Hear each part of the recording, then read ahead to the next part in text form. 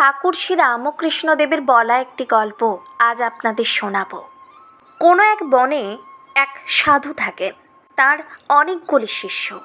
তিনি একদিন শিষ্যদের উপদেশ দিলেন যে সর্বভূতে নারায়ণ আছেন, এইটি জেনে সকলকে নমস্কার করবে।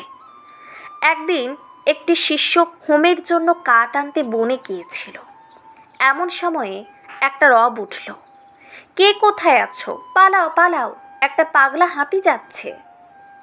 সবাই পালিয়ে গেল, কিন্তু শিষ্যটি পালালো না। সে জানে যে হাতিও তো নারায়ণ, তবে কেন সে পালাবে?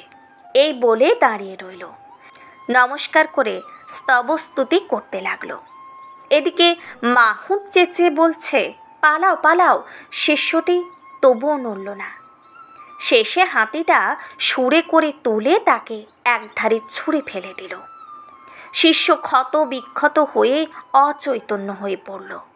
এই সংবাদ পেয়ে গুরু ও অন্যান্য শিষ্যরা তাকে আশ্রমে ধরাধরি করে নিয়ে গেল আর ঔষধ দিতে লাগলো। খানিকক্ষণ পরে চেতনা হলে ওকে কেউ একজন জিজ্ঞেস করল, তুমি হাতি আসছে শুনেও কেন চলে গেলে না?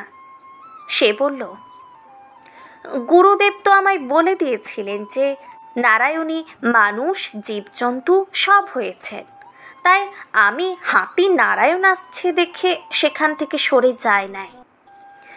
গুরুদেব তখন বললেন, বাবা, হাতি নারায়ণ আসছিলেন বটে, তা সত্য, কিন্তু বাবা মাহুত নারায়ণও তো তোমায় বারণ করেছিলেন। যদি সবই নারায়ণ, তবে তার কথা কেন বিশ্বাস করলে না? মাহুত নারায়ণের কথাও তো শুনতে হয়। শাস্ত্রে আছে অপর নারায়ণ, জল নারায়ণ, কিন্তু কোনো জল ঠাকুরের সেবায় চলে, আবার কোনো জল আচানো, বাসন মাজা, কাপড় কাচায় কেবল চলে, কিন্তু খাওয়া বা ঠাকুর সেবায় চলে না। তেমনি সাধু অসাধু, ভক্ত অভক্ত সকলের হৃদয়ে নারায়ণ আছেন, কিন্তু অসাধু অভক্ত দুষ্ট লোকের সঙ্গে ব্যবহার চলে না, মাখামাখি চলে না। কারো সঙ্গে কেবল মুখের আলাপ পর্যন্ত চলে, আবার কারো সঙ্গে তাও চলে না। ওইরূপ লোকের কাছ থেকে তফাতে থাকতে হয়। শ্রী শ্রী রামকৃষ্ণ কথামৃত। ঠাকুরের এই অমৃতবাণী আমাদের জীবনে চলার পথে খুবই গুরুত্বপূর্ণ।